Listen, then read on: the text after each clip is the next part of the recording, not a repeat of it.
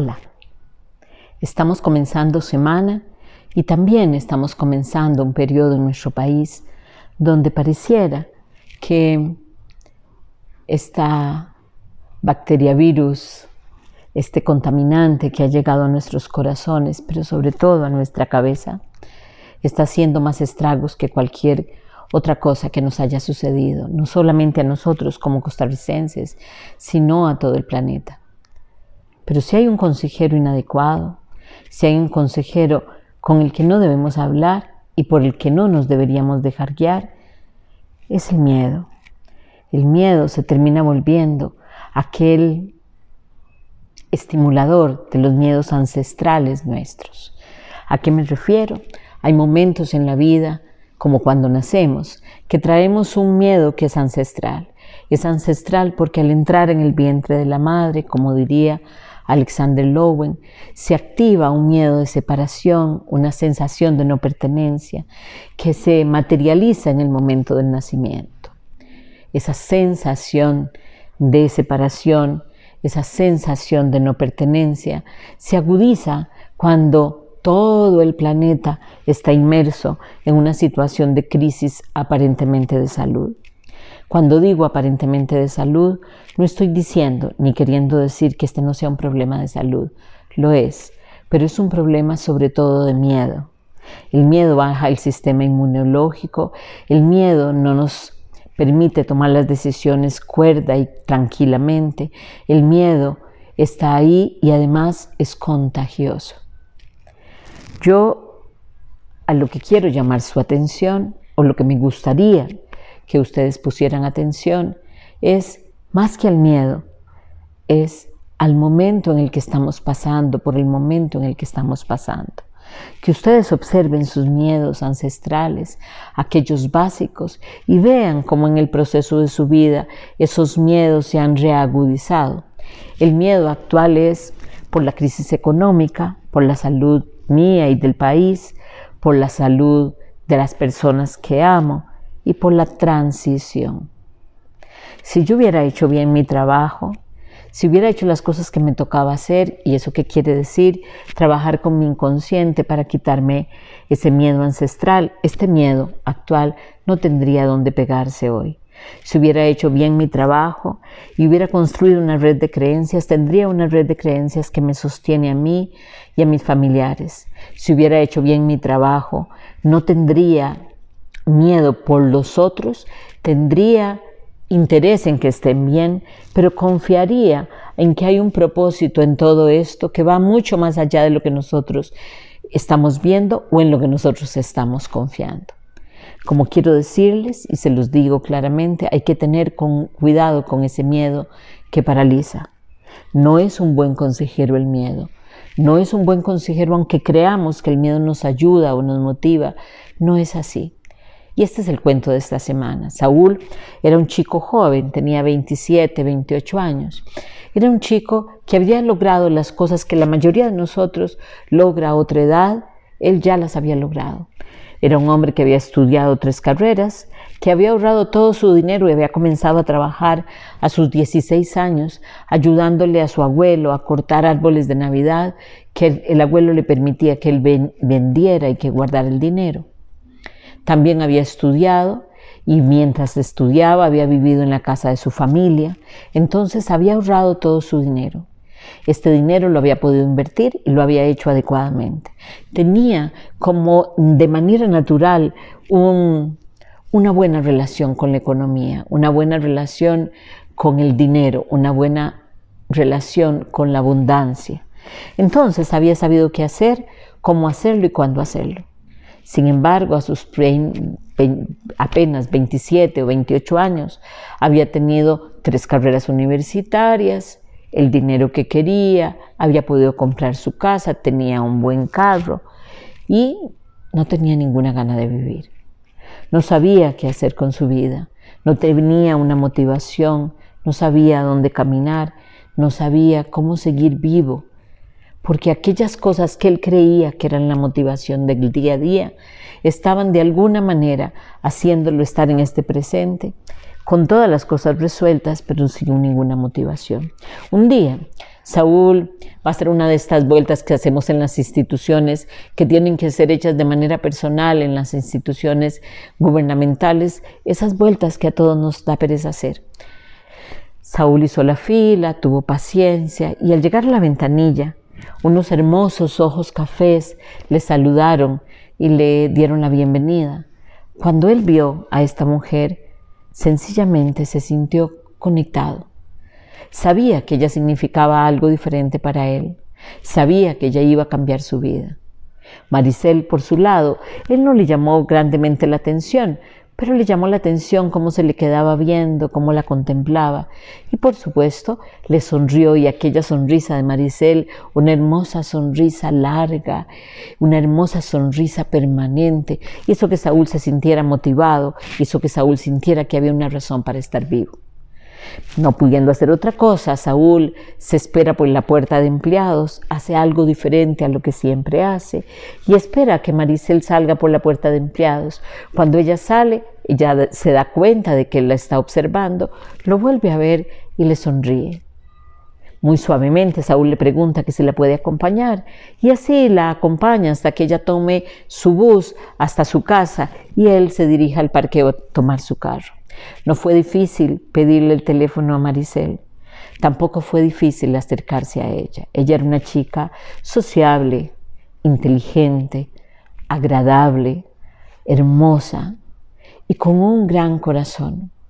Saúl le parecía a Maricel tal vez un poco pedante, tal vez un poco triste, tal vez un poco atípico y tímido, pero aún así, poco a poco fueron conversando y poco a poco se fueron acercando hasta que llegan a formar una pareja.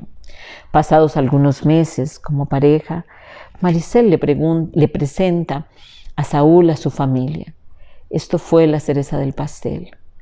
Hacían sentir a Saúl tan cómodo, hacían sentir a Saúl tan parte, hacían sentir a Saúl tan vivo. Se reían, le agradecían, hacían cosas en común, salían a pasear, salían a comer, todo lo pagaban entre todos. Era una familia organizada, funcional, y Saúl se sentía como pez en el agua. Es decir, aquella parte que le hacía falta, de pronto Saúl la tiene y la tiene en serio. Tiene una compañera con la que ya él está pensando en casarse y una familia maravillosa. Pero en aquel marzo del 2020 comienza una de las crisis más importantes que ha pasado en la humanidad. Un virus, bacteria o una bacteria virus, porque no se sabe bien todavía qué era, contamina primero a unos pocos y luego a unos muchos. Poco a poco el planeta comienza a entrar en una contaminación y la incertidumbre se hace dueña de la humanidad. Algunos negocios muy quedamente al principio comienzan a retirarse, a quebrar, a cerrar, hasta que llega un momento en que esto se vuelve una gran ola expansiva que va cerrando todo lo que va tocando por su lado. Comienza a aparecer la crisis económica, algunos se quedan sin trabajo, otros realmente sin comer, algunos comienzan a acumular riqueza por miedo. Y entonces, en ese momento, a Saúl, ahora que estaba vivo, ahora justamente que se sentía bien, ahora que sentía que por sus venas estaba pasando sangre y lo hacía sentir vital y vivo, con una dirección, con un propósito, el miedo lo toma y exactamente lo abraza de tal forma que no lo deja respirar. Para peores o para mejores, en esos días, como casi todas las instituciones, deciden despedir a Maricela. Maricela había comenzado a trabajar recientemente y por supuesto era una de las primeras personas que se iban a ir. Saúl no duró mucho tiempo y llamó a Maricel para decirle que no se preocupara por el dinero, que él le iba a ayudar, pero que por favor no saliera de casa. Ella se sonrió, se fue para la casa y en casa, no entendiendo muy bien el miedo de Saúl, comenzó a buscar formas para salir de esto. Se acordó que uno de sus sueños era hacer una repostería para diabéticos especializada Y así lo hizo. Se sentó con papel y lápiz, su padre y su hermano, administradores de negocios ambos, y estructuraron un nuevo plan de trabajo. Generaron una empresa, comenzaron a cocinar la mamá y Marisela, y muy pronto, en menos de un mes, comenzaron a tener nuevos clientes y la gente comenzó a consumir aquel producto de Maricel. Maricel en menos de 4 meses estaba ganando mucho más de lo que ganaba en la institución. Sus hermanos, su padre estaban trabajando desde la casa y su mamá también. Por lo tanto, esto significaba que se habían organizado entre todos para hacer de aquel negocio de Marisela algo que le diera no solo respaldo económico a ella, sino una entrada mejor o más grande para la familia. Todo lo hacían entre risas y cantos. Los sábados en la tarde se reunían para ver qué mejoras podían hacer. Y por supuesto, Saúl siempre estaba invitado. No se dieron cuenta en qué momento, en menos de 6 meses, Saúl cada día estaba más lleno de miedo. Ya no salía. Llamaba todo el día a Maricel para ver cómo estaba. Le pedía a los papás de Maricel que por favor no salieran, que estaba muerto de miedo, que se podía contaminar y que si se contaminaba él no sabía qué iba a hacer él, porque él de pronto se había dado cuenta que estaba vivo y ahora tenía alegría y ganas de vivir y un amor, y que si a ellos les llegaba a pasar algo, él no sabía qué iba a hacer. Ellos se lo tomaban a bien y solamente sonreían. Pero poco a poco, Saúl comenzó y pasó de ser un hombre preocupado a ser un hombre molesto. Llamaba constantemente. Si le dolía la cabeza, llamaba 4, 5, 6 veces a Maricel diciéndole que podía estar contaminado. Si sencillamente se levantaba y ya no quería levantarse y se quedaba acostado, al pasar el tiempo le comenzaba a dar frío y entonces ya sentía que se estaba contaminando. Así poco a poco Saúl se fue paralizando. Al principio Maricel fue tolerante. Habían pasado casi 10 meses y Maricel había soportado esto amorosamente. Pero no pudiendo traicionarse a sí misma más, un día coge el teléfono y llama a Saúl y le dice que lo siente mucho, pero que necesita que la relación de ellos termine. Que ella entiende el sufrimiento y el dolor de él. Que también a ella le hace mucha falta.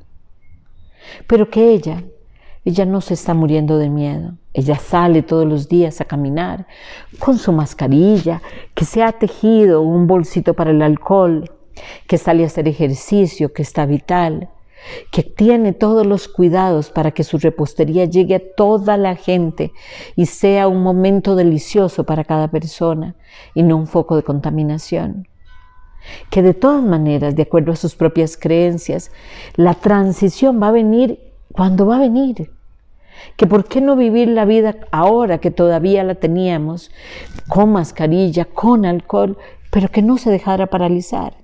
Saúl no supo qué hacer con esto y por supuesto estuvo de acuerdo que Maricel y él tenían que terminar.